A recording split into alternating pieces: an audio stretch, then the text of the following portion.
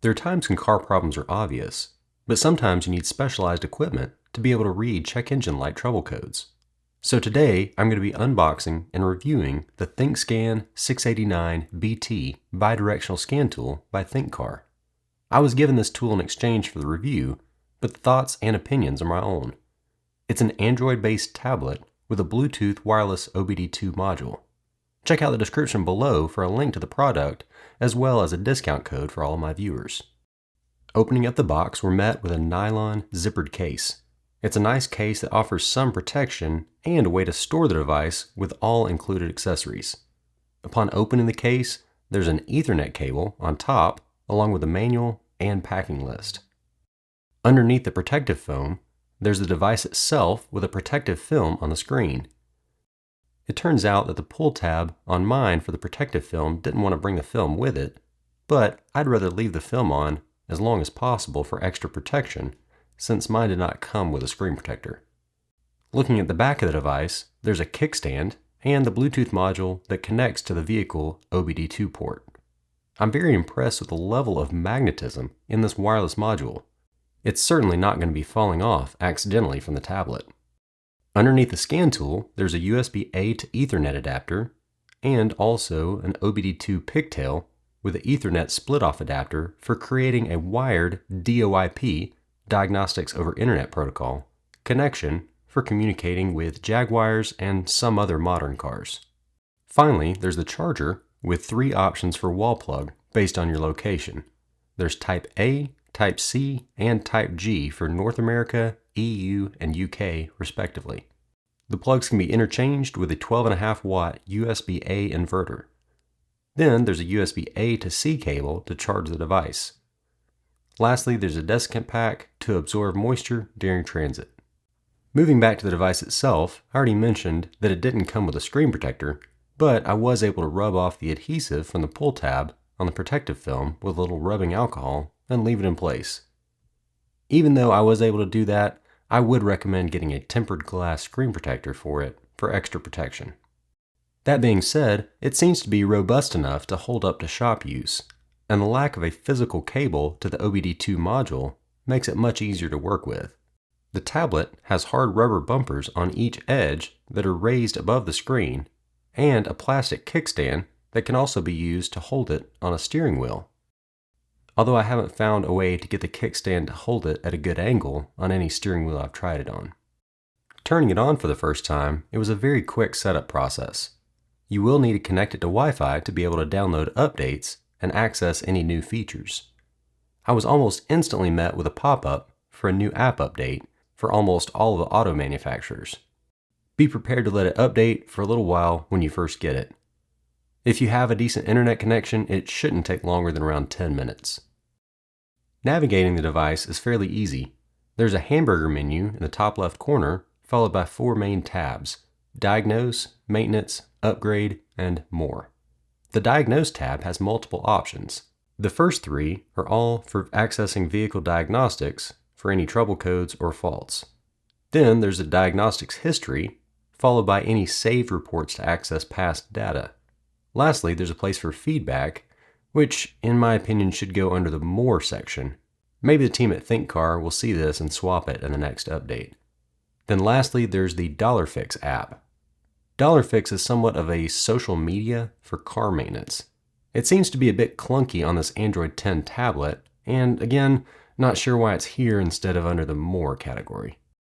The second tab at the top is Maintenance.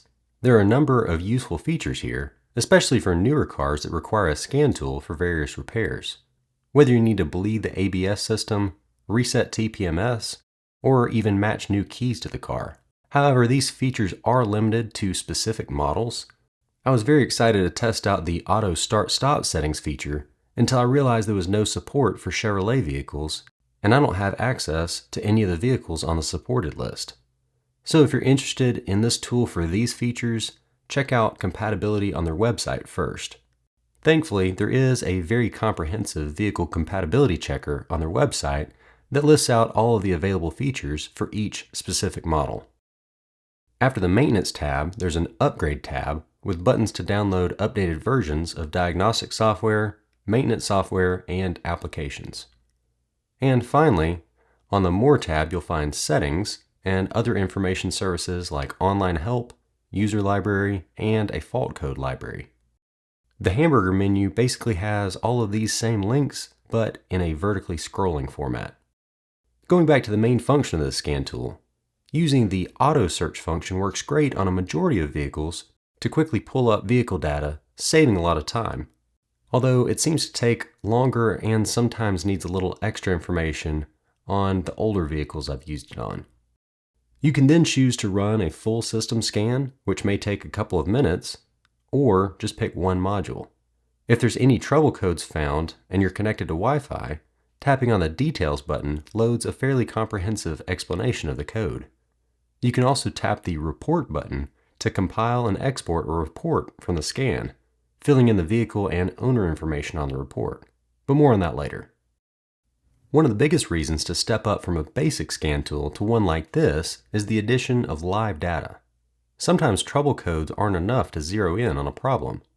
I had a vague ABS code on the Suburban that I needed to confirm that there wasn't an issue with the speed sensors. The live data was not only able to give me an instant readout from each of the sensors during a test drive, but also able to graph the data on all of the sensors simultaneously. I can even perform active tests, such as with an ABS pump, to help diagnose problems much faster. While using live data, you can record that data and play it back later or email a copy quickly when on Wi-Fi. Speaking of emailing data, if you're a small shop looking for a full-featured scan tool, this does have a few tricks up its sleeve to help make your diagnostics reports more professional. Once you perform a system scan, if there are any DTCs detected, it will generate a PDF for you that can be printed or emailed via a download link to either your customer, or the better way in my opinion is to send it to yourself to download, then attach in an email to your customer directly from your business email address. You can also email screenshots, screen recordings, or data recordings for download on a computer. If you prefer a paper copy of the report, I was pleasantly surprised that when I tried the print feature, it almost instantly found my network-connected printer and printed it out within seconds with zero configuration on my part. As long as you input your data on the scan tool before running the report, you can have a very professional-looking report of the trouble codes it found to show your customer. Also, if you're a shop, or just like customizing your tools, you can even transfer a picture to the device to change the main wallpaper.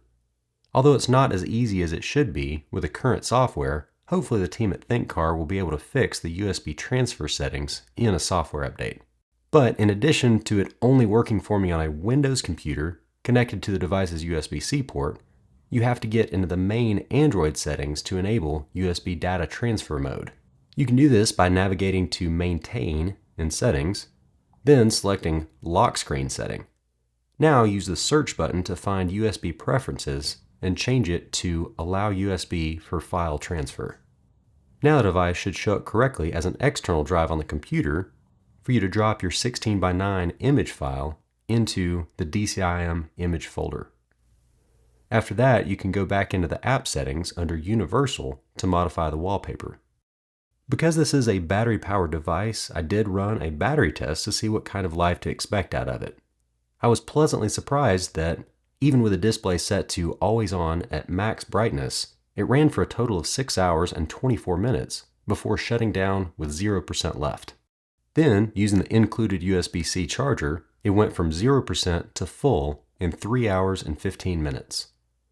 Since a scan tool is only used occasionally, it's worth noting that because it is an Android-based device, if you simply press the power button, it puts it in a standby state, ready for instant use, but will slowly use battery power, even if left untouched for a long period. So if you're not planning to use it for more than a few days, you will need to long press the power button and select Shut Down to fully power off the device. Unfortunately, I couldn't find a setting to power it off after a set period of time, so just keep in mind that you'll have to do that manually or else come back to a dead scan tool if it's untouched for a few weeks. Also, if it's powered off, it takes roughly 30 seconds to boot up and be ready to use. Besides the default ThinkScan app, there are a couple of apps the device can run for additional troubleshooting tools. but when comparing performance against a modern smartphone, the experience seems very sluggish. There's the DollarFix app, which appears to be a partner with ThinkScan, having the app on the main diagnostics page. It's somewhat of a crowdsourced social media app for car maintenance, but requires an account to access anything except for pictures and post titles. Then there's also the Google Chrome web browser for full access to the internet.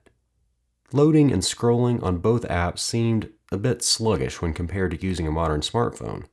So even though they have these apps, it's not exactly the most user-friendly experience. One reason for that may be because the tablet is running on Android 10, which is 7 years old as of the recording of this video.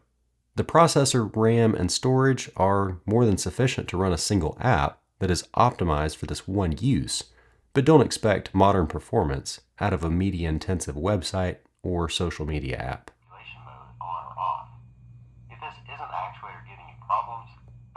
One last feature of the scan tool that I want to mention is the ease of contacting support. Since it's connected to the internet, you can reach out to customer service directly through the device. It's a bit of a clunky experience typing on this device, but it is convenient. Also, there's a QR code that pops up that lets you pull up the conversation on your phone to finish the support chat. I reached out to inquire about adding support for a vehicle for one specific feature, and while a feature request like that is something they'll have to get back to me on, they did respond within minutes to help. Overall, this is a very capable scan tool with a robust set of features. Its price point is competitive considering what it offers. With ECU coding and bidirectional active tests, it can help you diagnose and repair issues quickly. The Bluetooth wireless module simplifies connections and, in my experience, was just as quick as a wire, but much easier to manage. It has decent battery life, a rugged design, and reasonable performance for what it's designed for. Don't forget to check out the description below for a link to where you can buy it, and also a discount code for viewers of this channel.